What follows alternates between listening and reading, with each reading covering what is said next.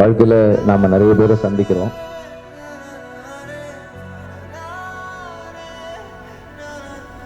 நிறைய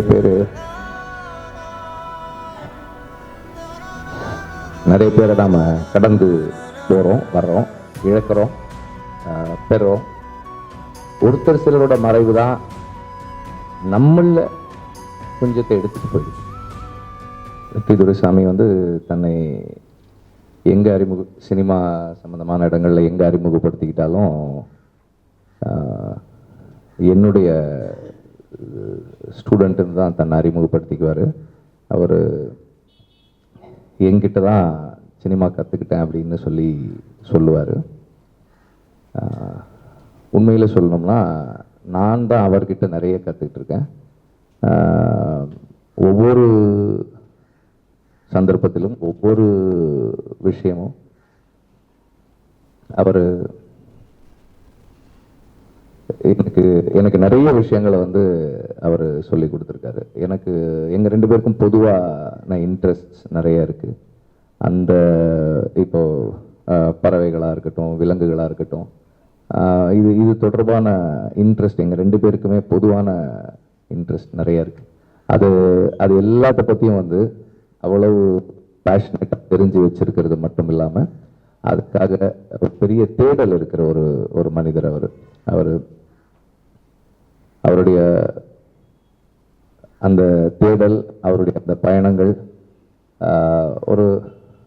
ஒரு நல்ல வைல்ட் லைஃப் ஃபோட்டோகிராஃபர். அவர் National Geographic best wildlife ஃபோட்டோகிராஃபர்ன்ற விருதெல்லாம் கூட வாங்கியிருக்கார். அவர் ஆர்டிக் ரீஜன் போய் போலார் பேரை ஃபோட்டோ எடுத்திருக்காரு. போன வருஷம் ஆப்பிரிக்கா போயிட்டு ஒரு கொரில்லா ஃபேமிலியை எல்லாம் ஃபோட்டோ எடுத்திருக்காரு. அதனுடைய தொடர்ச்சி தான் இந்த பயணமும். ஸ்னோ லெப்பர்டை பார்க்கறதுக்காக போயிருக்காரு, ஃபோட்டோ எடுக்கிறதுக்காக போயிருக்காரு. ஒரு பேஷனேட்டான ட்ராவலர், பேஷனேட்டான பர்சன் அண்ட் ஒரு பெரிய லேர்னர். அண்ட் எனக்கு தனிப்பட்ட முறையில் கடந்த 10-11 வருஷமாக நான் என்ன செஞ்சாலும் அதில் அவருடைய பங்களிப்பு ஏதோ ஒரு விதத்தில் இருக்கும். நான்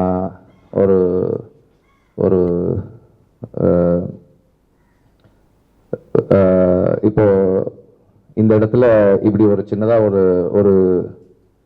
ஒரு பேர்டு ஒன்று இருந்தால் நல்லா இருக்கும் அப்படின்னா அந்த பேர்டை நான் கொடுக்குறேன் அப்படின்வாரு. சரி, வீட்டில் ஒரு ஸ்க்ரீனிங் ரூம் ஒன்று ரெடி பண்ணலான்னா நான் அந்த சவுண்ட் சிஸ்டம் ரெடி பண்ணுறேன்னு சொல்லுவார். அப்புறம் தோட்டத்தில் மாடு வேணும்னா மாடு நான் எடுத்துகிட்டு வந்து தரேன், இல்லை நான் அரேஞ்ச் பண்ணி, இல்லை நான் ஏதாவது ஒன்று செய்யணும், நான் செஞ்சதாக ஒன்று இருக்கணும்ல இங்கே, அதனால் நான் செய்கிறேன் அப்படின்னு சொல்லுவார்.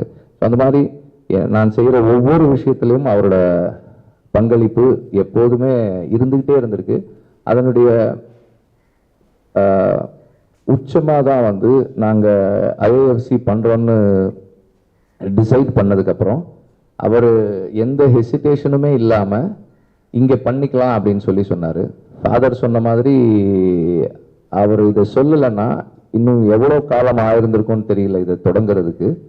அது இந்த இடத்த கொடுக்குறோன்னு சொன்னது மட்டும் இல்லாமல் ஆக்டிவாக அதில் பார்ட்டிசிபேட் பண்ணி எல்லாரோடையும் பேசி இந்த இடத்த இந்த கிளாஸ் ரூமாக இந்த ஃப்ரண்டேஜ், அந்த லுக்கு, அதை கிரியேட் பண்ணுறதுக்கு அவர் ஒர்க் பண்ண விதம் எல்லாமே அந்த கமிட்மெண்ட் இருக்கிற ஒருத்தவரை தான் இப்படி ஒன்று செய்ய முடியும்.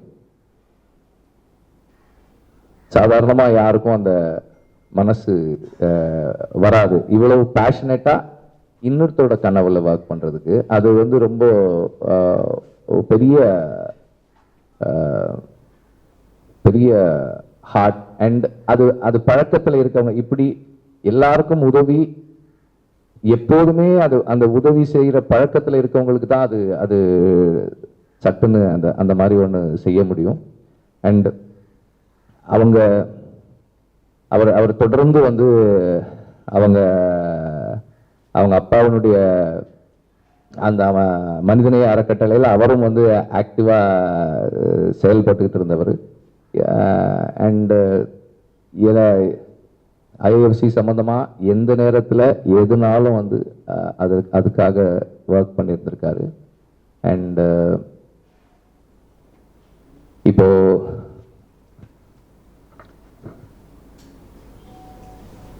Is very warm person. எப்போதுமே வந்து சிரிச்சுக்கிட்டே இருக்கிற ஒரு மனிதர்.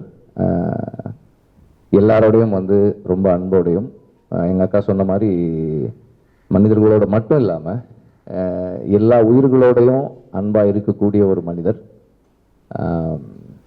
அவருடைய மறைவு சட்டுன்னு யாருக்குமே ஏற்றுக்கொள்ளக்கூடியதா இல்லாத ஒரு பெரிய இழப்பாக இருக்குது.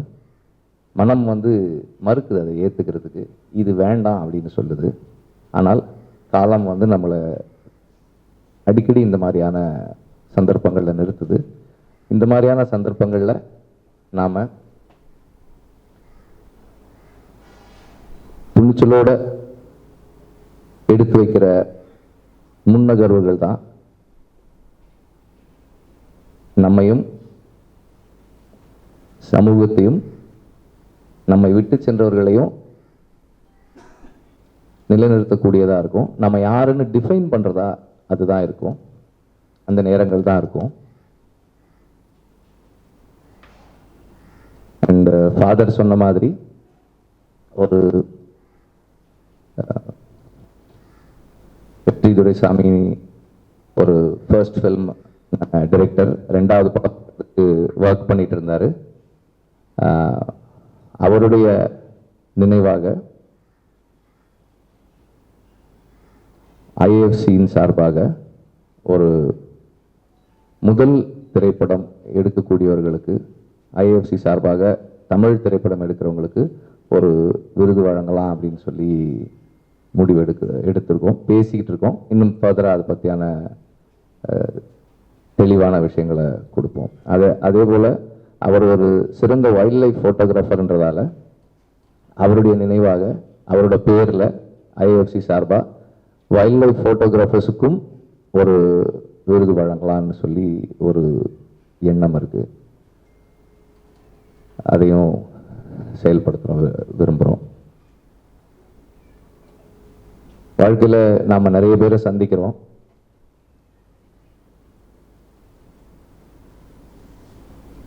நிறைய